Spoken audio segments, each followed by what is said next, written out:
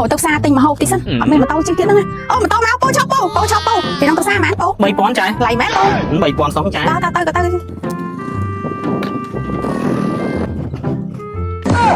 mà tao cái đây po ដល់ចាយអើយទៅមកលុតថ្ងៃហ្នឹងមិនពេកចឹង nhưng mà dập tao xa phong nhưng hồi mà tao thay po cái bộ po mày chỉ toàn ban mán phong rồi đấy tao chọc tao ចាយទៅណាចាយទៅដល់លុយខ្ញុំផង lôi ấy po